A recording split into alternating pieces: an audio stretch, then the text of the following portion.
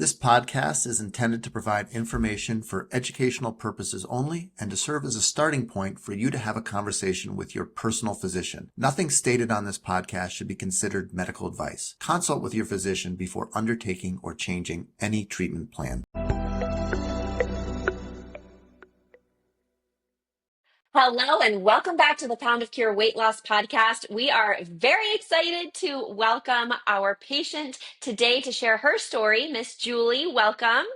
Hi, Julie. Thank you for having me. How's your day going so far? Good. It's a good day. It's sunny and warm. And it's Friday. And it's Friday. Yes. There's nothing better than a Michigan summer. Yes. And very few things worse than a Michigan winter. True. Make you earn it. Yeah, Make you earn summer. that summer. Yes. Yeah. For us, Arizona, it's flipped. Like, this is our rough time. Okay. Yeah, it's probably 105 degrees out right now. So. And that's just getting started. So, Julie, tell us a little bit about first off, how you came to be a patient with our practice. And we'd love to hear a little bit about that. And then we can dig into your story. So I started almost a year ago. So it was like early summer last year that I kind of gave into my initial protest to using a GLP-1 after many years of weight issues, and decided I was going to try it. And I started, initially my insurance covered, and I started on tirzepatide. I immediately had a pretty good response with minimal side effect at pretty low dose, 2.5 milligrams. And I stayed on that for as many months as my insurance would let me. Unfortunately, the way my insurance worked is they made me go up every month, regardless of the amount of weight loss.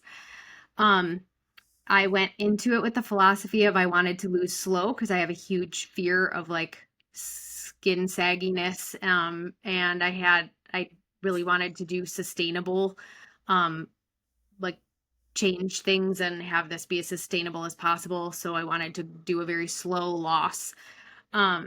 So I wanted to stay on a very low dose. My insurance would make me every month go up. And every time I went up, I had horrible side effects and I would have to stop for a little while, let my body calm, chill, and then start again. I was working with my primary care, who is absolutely wonderful, very supportive, and she had helped me for many years with my weight loss struggle and knew how hard I was working at it. So she was supportive, but didn't have a great amount of knowledge in what to change or do different when I was hitting these significant side effects. And then my insurance would every about 3 months stop and decide they weren't going to cover and make me prove all kinds of things like send exercise logs, send food logs, send everything under the sun that I had tried.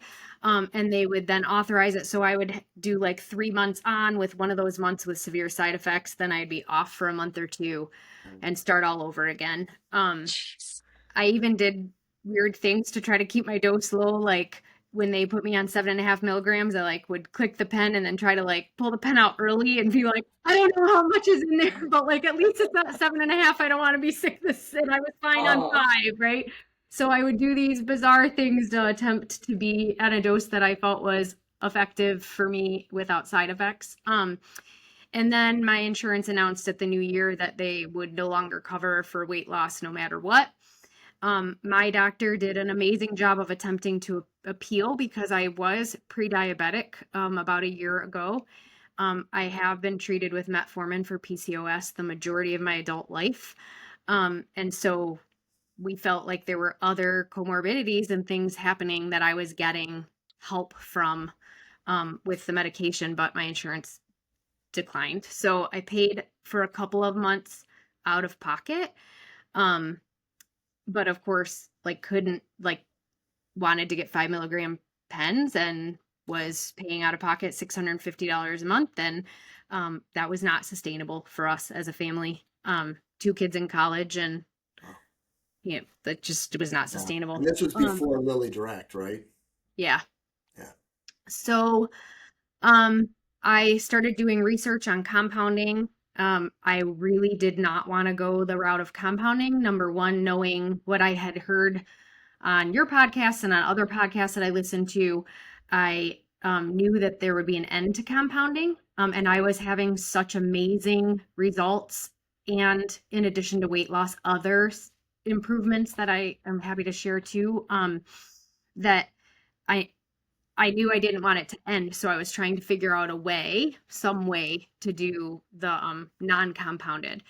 I also didn't fully trust the compounding industry. I feel like I don't know exactly what I'm getting, and I was a little concerned about that. So, did a lot of research. I had been listening to your podcasts, and my sister-in-law had actually recommended that I start listening to your podcast long before I took the GLP-1 because I was anti-GLP-1 and I was anti-surgery. Even though at 50 years old, I have dieted my entire adult life and Right. fought this battle. So my sister-in-law had encouraged me to look at your book, to look at Pound a Cure, to listen to the podcast. And so I had a friend who was using a GLP-1 in between talking with her and listening is when I decided to try it. So I kind of went back to some of your resources and had seen the Platinum program come through on an email and decided I would try this, and then met with you guys to see if I could make, Zepbound not using compounded and Right. working with a physician and practice that knew more specifically about my weight loss if I would have more success. So that's how I ended up here. Well, That's we're glad to great. have found you. Thanks. I'm going to go on a little bit of an insurance rant right now, so buckle in. But, really, your insurance company was playing doctor by Yes. mandating that you increase the dose. Now, their rationale came from the Surmount trial, where they had a very steady, stepwise increase in the dose. And essentially what they said was that an initial FDA trial. So you got to realize, what was the purpose of the Surmount trial? Was it research to figure some piece of medical information out? Absolutely not. It was designed 100% with one purpose in mind, and that was to obtain FDA approval for the medication. That was the intent of the study. The study was designed for that purpose, and they raised the dose up to make sure that people didn't have a slower weight loss, and so that they would be able to demonstrate efficacy. And I get why they did it. It wasn't, I don't blame them for it at all. I mean, that's the rules, and you got to play by the rules, and the rules actually are not perfect, but they work for the most part when it comes to FDA approval. Hmm. But then for the insurance companies to extract from that and take away the clinical judgment of the doctor who is seeing that patient. When you see a patient who's like, I'm puking all day long, I feel terrible, and any doctor worth anything would say, don't take as much. Let's go down. You're taking too much. Let's decrease the dose. And the insurance company restricts that physician's ability to treat the patient. And I Right. think that is a very dangerous precedent. I And agree. we don't see that a lot. But in obesity, the, the society has given insurance companies, and really anybody, a lot more leeway to be discriminatory. If you mandated that a cancer patient follow a specific protocol for treatment of their cancer and go up on the dose, even if the cancer patient was having toxic side effects, there would be outrage. Absolute outrage. Not only toxic side effects, but success with less dose. Like I Right. kept saying to the insurance company, why would you want to pay for and provide me more medication when I'm succeeding with less? Yeah. Like it made no sense. And initially, and I will tell you also, the way that we figured out, when we're going to talk about what we did together that works, Hmm. the way that I figured that out was I had these patients just like you, where the insurance was like, sorry, you got to go up to 7.5. And the patient was saying, please, no, I can't. And I was like, okay, here's what we're going to do. And so why don't you talk through how you're doing it? I'll talk a little bit later. We have an even better way that we're doing it now, but talk Excellent. through about what we came up with, and how it worked out for you. Yeah. Um, so So, at the time I came into your practice, I had been off of the medication for a couple of months then because of the denial and my research and trying to figure out how to move things forward. So we went through my intake with you, all my history and the success that I was having on tirzepatide. did the prescription and went through my pharmacy with the coupon from Lilly. So it was about $650 still, but we did the 15 milligram pens.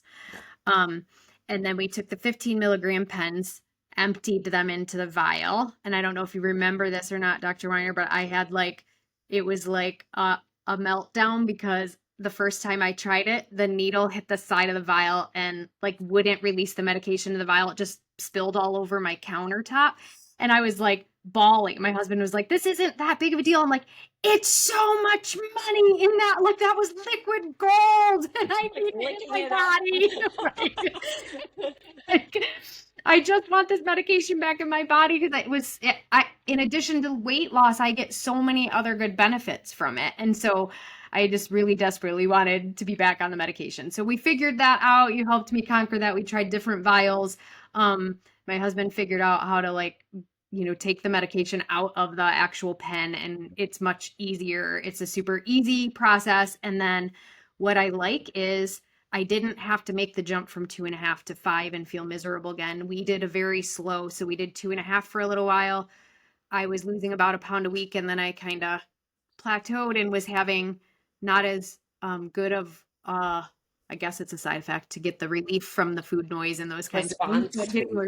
Getting a more positive response. And so we went up, but the great part is the way we're doing it, I was able to go up to 3.5 and 4, and I kind of have maintained. I stay right around 4 a week, 4 milligrams. I don't know what now it is, milligrams, not milligrams. I don't know the measurement, but that has been wonderful for me because if I'm having more side effects, I feel a little nauseous that week, I'll do 3.5 on that week instead of 4. If I'm starving, last week I was starving all week and I couldn't figure out why, and I didn't feel like I had changed anything. I did 5. And so I stay under 5 all the time, and I'm pretty consistently losing a pound to a pound and a half a week with minimal to no negative side effects. So how much does this medicine cost you? So for 4 pens with the coupons, which I think I have a year of coupons through Lilly, is $650 at my pharmacy. Okay. And at 5 milligrams, that'll last you 3 months. Correct. So 1 pen is 3 months. So the 4 pens is what? Is that 12 weeks, No, I think? 1 pen is 3 weeks. 3 weeks, yeah. So 4 pens is give or take 3 months, 12 weeks. Yeah. That's at 5 milligrams. So when you're taking a little longer, you get 13, 14, but you're probably ballpark about 650. And the supplies, the vials and the syringes and all that kind of stuff is usually about $75. I don't know what you paid for that. It was pretty inexpensive, and I feel like I have enough syringes and vials for eons. Amazon I have tons, and I feel like that was not cost prohibitive at all.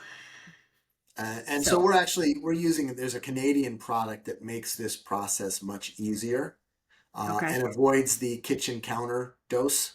You are unfortunately not the first patient who's had a kitchen counter dose, and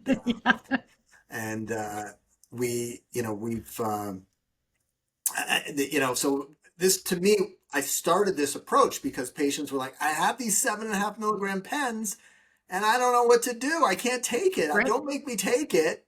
Right. What should I do? Take it every 3 weeks and be nauseous for a week?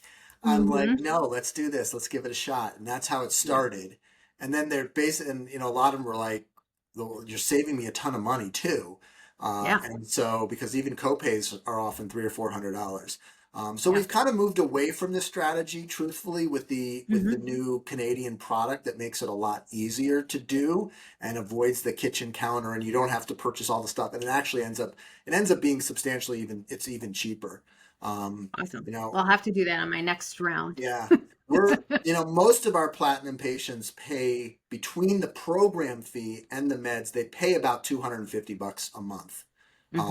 Between the cost of it, and the program's a little more expensive the first few months, and then it drops in price. And so, but the medicine's cheaper the first few months because you're taking lower doses. And so it ends up being, in a range. I'm not saying that's cheap, but it's an amount that most people, at least probably around half the country, could wrap their mind around. Well, especially if you compare that to compounded, right?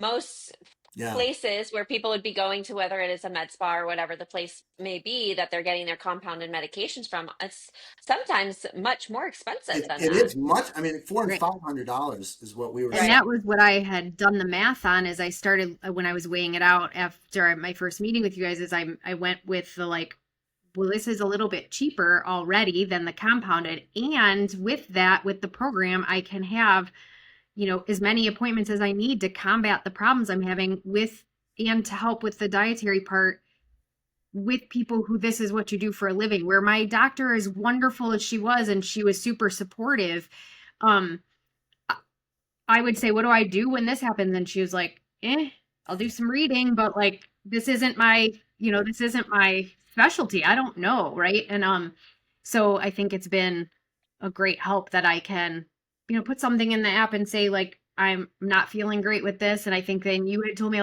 because I think in one of my appointments, Dr. Weiner, I had said like 1 week I tend to like have a little bit more side effect, and the next week I am hungry. And it was kind of a weird, and you were like, well, just do your numbers, adjust just a little bit, do like 3.5 or 4, and then do 5, like play with that on that week. And that's huge for me. Yeah. I think empowering patients to adjust their dose, not massively, not Sure. 2.5 to 5, but, those No. little tweaks of 3.5. First of all, I will tell you, just from a psychological perspective, there's something very valuable about feeling like I am in charge of how I feel. And I have some autonomy and ability to make adjustments that will improve the way I feel. Just when someone's like, you Right. can't do that, even though you're like, oh, I feel like it'd be so much better if my dose was higher or lower. Like that's Right. frustrating, and that often will just even magnify some of the impact emotionally. And so I found Right. that just from an emotional perspective, giving patients control over this process is critical. And then the other thing is, we meet every 6 weeks or so. Um, Hmm. I don't know how you feel every day. You can tell me, but Right. nobody knows how you feel better than you. Right. And so this kind of sliding scale-ish approach, it's something that it's not something I would never start it on the first visit, but as somebody gets Sure. more and more comfortable with the medication, then they're going to Mm. have a really a better ability than me to make those kind of micro dose adjustments that's really helpful. You mentioned some other positive side effects besides the weight loss. Tell us about that a little bit more. So I had mentioned a little earlier that I was diagnosed with PCOS, and I took metformin most of my adult life. And that was discovered when I went off birth control to try to get pregnant for the first time in my mid to later 20s. Um, I always struggled a little bit with weight as like a teenager, young adult through college. I was never huge, or, but I struggled with weight, and I did a lot of like working out when I ate wrong to like make that up. And I did a lot of like very unhealthy diet things as a teenager, like, oh, I feel like I don't want to go to the beach with my friends in my bathing suit because I have the biggest thighs, so I won't eat this week. Right. Like as a teenager, like I did a lot of very detrimental things to my body as a teen. When I went off birth control as a young adult to get pregnant, then I instantaneously gained a ton of weight, like 40 pounds Wow. within a very short period of time. And nothing changed. I just kept gaining, and I couldn't figure it out. My cycle was off. I was not having periods. I was struggling. So after about a year or over a year of trying to get pregnant and not having cycles and gaining weight, they sent me to a specialist. They started doing all the normal infertility things, until I actually had heard like an NPR thing about PCOS, and I was like, gosh, this is all my symptoms, right? This is all the things, like I have hair growth, haven't felt well, all kinds of things. Right. So they started treating me for metformin, and as soon as I started metformin, I got pregnant. I had an amazing OB specialist that felt very strongly about staying on metformin permanently, because he felt like that hormone balance for all my adult life, whether trying to get pregnant or not, was important for prediabetes and all the other endocrine pieces to that. And so I did. It never did a thing for me for weight loss. I never lost weight. So I continued as an adult to struggle terribly with weight. I tried just about every diet on the books. Like if you name it, I've done it, from shakes to starvation to every intermittent fasting to keto to everything I've done. I could always get down to about 190 pounds, and then I would change absolutely nothing and my weight would just creep right back up. And I couldn't figure out what was happening. I was also in that span of time struggling with severe fatigue, which all the doctors would say was because I was busy and a young mom and ran a business and whatever. And I refused to believe that.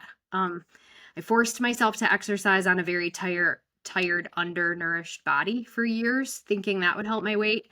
I worked with probably 3 different dietitians over that period of time who would like say, I mean, unless you're making this up in your food logs, I can't figure out a reason you're not losing weight. And I'm like, I'm not making it up because I mean, I clearly say like when I ate chocolate or drank a Coke, like, you know, like otherwise it would be perfect otherwise, right?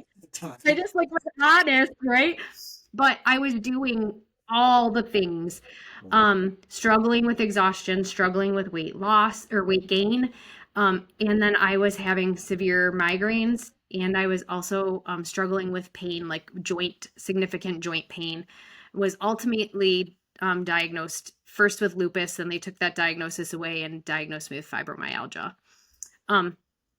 I don't know what the cause of my inflammation is or where that came from, but I can say my inflammation has reduced so significantly on this GLP-1 that I have next to no joint pain and no pain in I would have such bad pain in the tops of my thighs that if we were driving the car, my husband like would reach over and pat my leg, like that it would make me jump. It hurt so bad. And that is completely gone. Wow. In the months that I would stop taking the GLP-1 when my insurance would deny, that pain would instantaneously come back. Within a week, I was back with joint pain. So that alone has been, even if I wasn't losing weight, which I'm happy I am losing weight on it, but even if I wasn't losing weight, the effect on my body pain has been amazing. My migraines are pretty much gone. I get them on a rare occasion, but I take no migraine medication, and I don't keep like backup Excedrin migraine in every every car that I ride in because of I just don't get them anymore.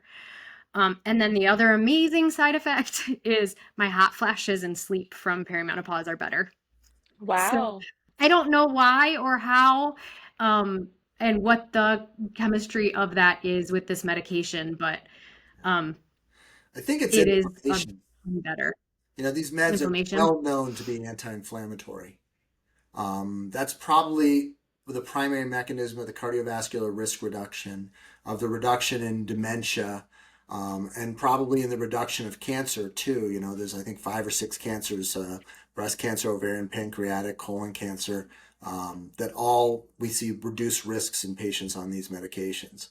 And it's probably just because chronic inflammation creates a lot of problems. It creates heart disease, it creates cancer, creates dementia.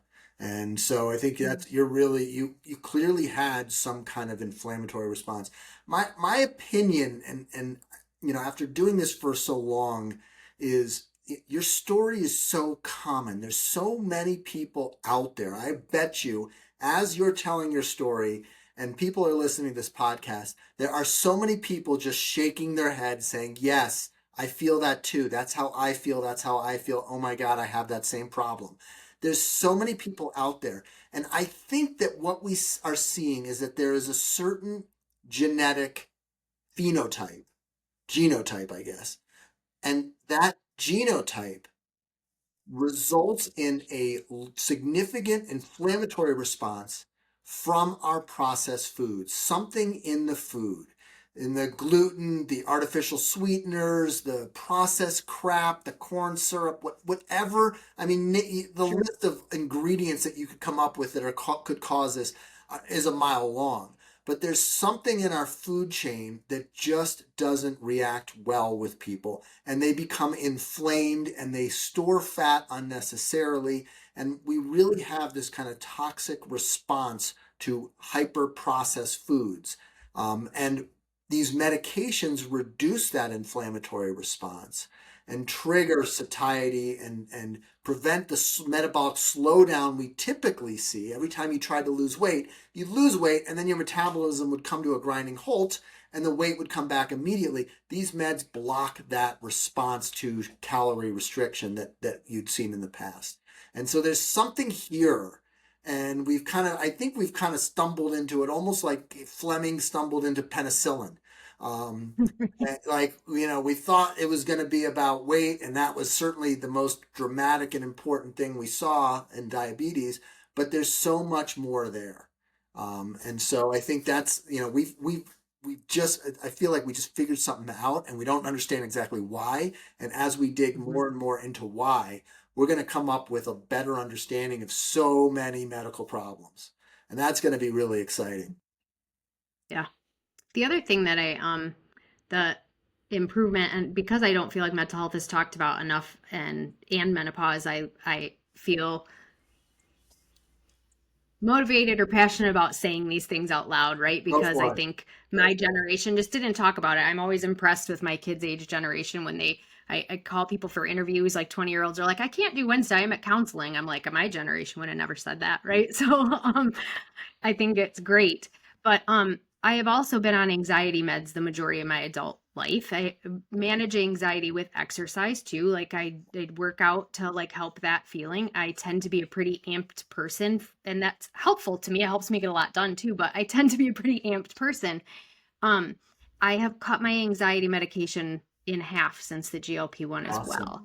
And that's the first time I, again, don't understand the chemistry to that, whether it is all an impact of like, I'm not having hot flashes, so I'm sleeping better. I'm fueling my body in a different way, so all the systems can actually work together, and that is impacting my ability to manage my anxiety independently without medication better. I really don't know how it all plays together, but that has been huge to me too. Yeah. I would think that a big piece of that would also come from the decreased food noise, not playing into that extra anxiety that is usually associated with making decisions around food or trying to quiet that. Do you agree with that? I do. And prior to taking a GLP-1, even up to the beginning of taking my GLP-1, I remember talking to my doctor when she first prescribed it. She asked me about the food noise, and I said, I don't have any food noise. And she would say, are you sure? I'm like, yeah, I don't, like, people talk about being obsessed about what they're eating next and stuff. I don't have that. And she was like, okay, until I didn't have it. And this is the first time in my life that I have eaten because I need fuel for my body and can choose what my body needs for fuel versus being absolutely obsessively thinking about, for me, it was not an aspect of when do I get to eat next or I'm hungry and I want to eat, but it was like, what am I going to eat that isn't going to make me feel like crap? What am I going to eat that isn't going to make me gain weight? How am I going to eat, but then also exercise? And then I'm going to be over on calories. And if I don't eat now, then I'm hungry. Like that type of obsessive food thought was more what I felt. I had very strong cravings for sweets that have gone away. But I'm a pretty determined personality, and I would force myself through those cravings. Like, I don't need it. I don't need it. It's better for me to not have it. I could get through that, where now I'm like, something sweet sounds good. And I'm like, but I haven't eaten in a while. I'm going to have some protein. I'll have some fruit. That cured it. Sometimes I'll have like chocolate. Like my husband brought home some peanut butter cups the other day. I would have devoured that bag historically. I had 2 small Reese's peanut butter cups. I was like, that was delicious. And I'm totally good. I don't want any more. And that's the first time in my life I have been able to do that and not obsess about how I'm going to manage my food. It's really liberating. Hugely liberating. My nutritional strategy right now, I try to get at least 100 milligrams of protein. If I can get more, I do, but I also find to get more, I have to do a lot of like supplementing and shakes and stuff. And that starts to make me feel like I'm in a weird spot of detrimental things I've done to my body before. So I find that 100 milligrams, and Zoe, I think you and I talked about this in my first consult with you, of like, doesn't need to be so high. Like, Right. I think we When we met first on that. talked, you were like, it was at like 150 grams of Yeah. protein or something like that. And I was like, we don't need quite that Yeah. much. So I try to do protein and a fruit or vegetable at every meal. Um, my most recent strategy has been to double the amount of fruit and vegetable that I have at every serving of that. So Good. if I was going to have some grapes, to have twice as many grapes. If I'm going to have carrots and hummus with lunch, to have twice as many carrots. And then I do carbs like in rice and those kinds of things. That has been something I have chosen to do to eliminate some of the negative factors I have around food from, Mm. carb cutting and stuff in the past, is that I'm trying to let myself eat as what I want and just trying to limit some of those processed foods. But primarily it's the 100 grams of protein in it and doubling up my fruits and vegetables, and then water um, Mm. is my big one. I do still do one Diet Coke a day. I can't seem to cut that habit, but I'm trying to get rid of that one too. Well, it sounds like the changes that you've made, not just from a fueling your body perspective, but from a healing your relationship with food perspective. I think that is very powerful and something that takes work and energy and intention, but you're putting in that effort. And I'm glad to hear that that's something that you're actively seeing an improvement with as well, because we have to eat for the rest of our life. And Right. given the fact that you've been dieting for, like you mentioned at the beginning, for your entire adult life, now to be able to take away that preoccupation and not feel like you have to be dieting or staying under a certain number of calories, but more so making those mindful decisions for what your body needs. That has been hugely, like, liberating is a great word for it. That's been hugely liberating. It's also been really liberating to not food log and calorie count and weigh every single thing I'm eating, because I think I did that for a solid 5 years. Wow. And it's Mm. just not normal. Like, Zoe, you and I talked about that. Like, it's just not normal, right? And I would get so frustrated at this, like, I'm counting and weighing everything. My macros are exactly where a dietitian said. I've strength trained, I've done my cardio. I went up in weight this week, right? Like, that would be what would happen pre GLP-1. And it was like a maddening, like, vicious cycle of not succeeding. That, like, that, just like what Yeah. that does to our mental state for people who fight with weight, like what that does, the constant, like, try, fail, fail is like unbelievable.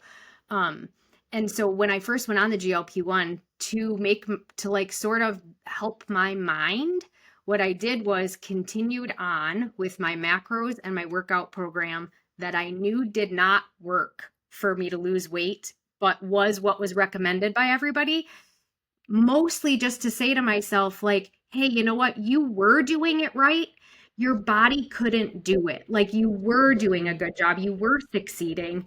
You just couldn't release the weight, right? And so that was huge for me, like, as an affirmation to myself and my own mental health around food and relationship with food, to go, when I did that, now look at this, I'm losing 2 pounds, 1 pound. I feel great. To go, I was doing it. I was doing all the work. And our society puts such an assumption on, if you're overweight, that you're just not doing the work. And I remember saying to my doctor one time, she was like, well, sometimes you have to increase your activity. And I said, so this summer I did a triathlon and a 25-mile hike. I think I'm active. Like, I don't think activity is the reason I'm fat, right? Like, and so now to have that where I'm actually working out less, because I feel like I also had an unhealthy relationship with working out because of my weight. I work out less, more effectively, and eat more, and I'm losing weight. Yeah. I Yeah. love that you did that you ate the same exact thing to show Yeah. yourself. But the thing that I kind of hear, and you really didn't have that much, you probably pushed GLP-1s away for maybe a year at most, from when they were available to you. But, there was 30, 40 years of self-flagellation over your Correct. weight, right? Yeah. Despite Yeah. the fact that you were trying harder than anybody else. Right. And so I think, what have you learned from all this? This has been, I think you and I are very similar in age. We actually have the same birthday. I'm a few years older than you, but we do have the same birthday. Um, and so, we're both kind of getting up there. Our kids are getting older and we're starting. I feel like I'm finally getting maybe a little bit wiser. I don't know. Um, Yeah. what have you Yeah. learned from all of this? This is, what if from your lifetime of your struggle with your weight, what are your take home messages? How do you think differently now? I think there's a huge element for me of like relief, I guess, if that's the right word, of like that it was not my fault, for lack of a better way to say that, right? I felt like I knew that most of my life. Like I would have these conversations with friends and family or whatever, like I'd have a friend who's like skinny as a rail and she's like downing a bag of potato chips while we're talking. And I'm like, how come I'm gaining weight and you're not? And she'd be like, I don't know, eat another chip, right? Um, I think I learned that that I do know my body, that I do know something was wrong, and that I didn't trust myself to push more on that and go to a specialist or do something else. I just kept letting like the norms of like thinking it was what I was doing be wrong. So I think that I can trust my intuition about my own body has been huge with that. Um, I know what was working and not working for my body, and I know how hard I was working. So that's been a huge part.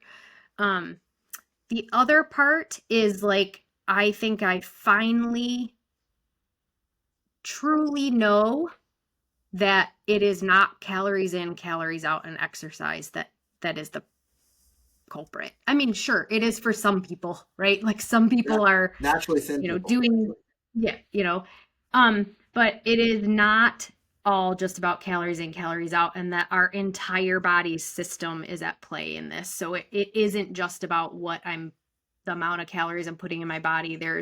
I think the inflammation piece you touched on was a huge part of like why my body couldn't correct course on its own and release any fat regardless of what I was doing.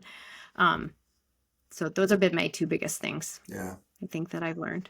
I think that, your story about just how hard you tried, how much effort you put in throughout your life, and I'm sure Zoe would agree, is just something we hear over and over and over again. And, when I first came out of residency and, when I was younger, I was like rail thin and I could eat whatever I wanted. And I kind of, and even in my surgery residency, the limited experience I had with bariatrics was very much along like, well, these patients just can't control themselves and it's an emotional thing. And, the psych consult, they really got to make sure they do a thorough psych consult and because they got to be crazy if they're overweight. And that was kind of how I started my career. And then as I kind of got into it more and more, I was like, either these people are all waiting in the parking lot together and like getting their story straight, or like there's something here. Like everybody tells me the same thing. They all eat way better than I do, and they all exercise more than I am, and yet I'm 100 pounds lighter than them. And what's going on here?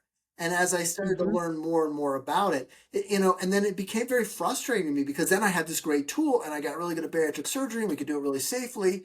But we were seeing 1% of all people who qualified for this procedure actually choose bariatric surgery. And I get it. Like, it's not like I think every single person who's overweight should have surgery, by no means. But that was the majority of my career, was like, you got to go through this kind of rough thing, surgery, to solve this problem that's not your fault, but is just causing you so much pain and suffering. And so now we have the meds, and that 1% is just increasing exponentially.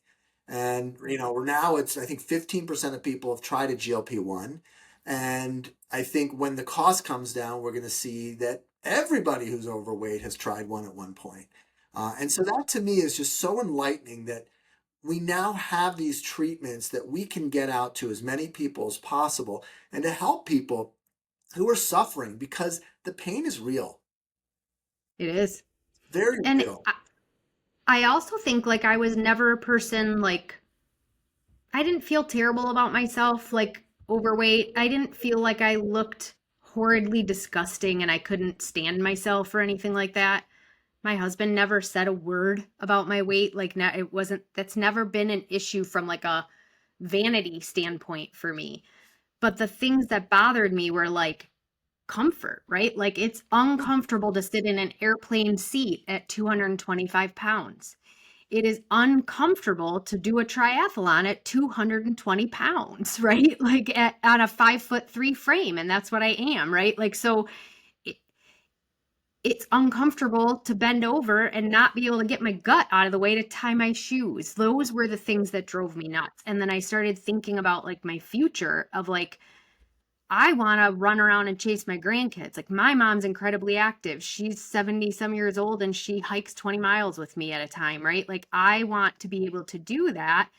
And the more and more overweight I was, the more uncomfortable things that were happening between joint pain and being hot, not being able to get comfortable. Those types of things were a bigger issue for me than how I looked, right? Now, I'm not going to lie. I love that I look better.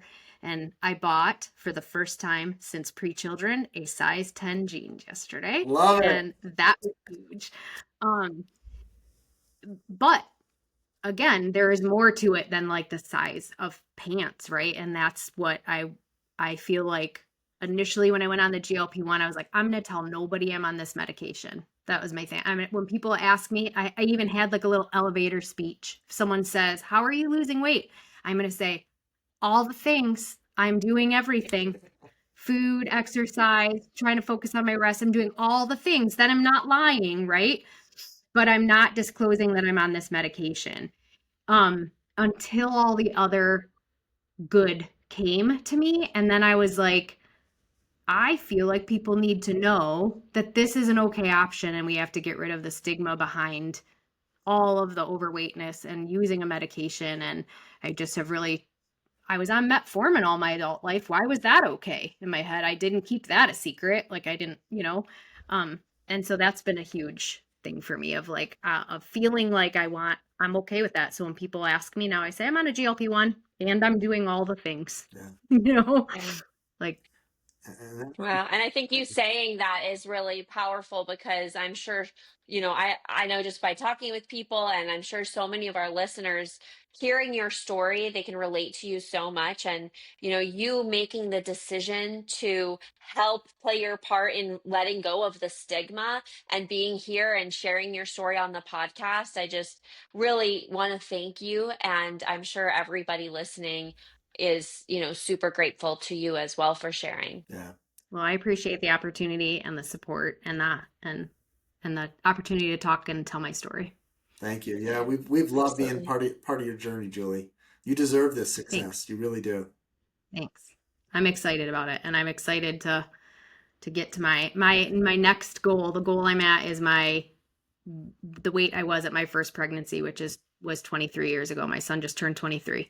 Well, 24 then, I guess, if it was pregnancy, pre-pregnancy rate, right? My next goal is to try to get down to what I was when I started grad school, which was 165. So that's my next trying. We're gonna get Wow.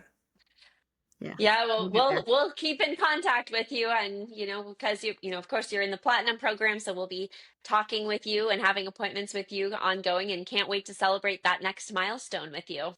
Awesome. Thank you so much. All right. Good to see you, Julie. Thanks, Julie. Thank you. All right. Have a good night.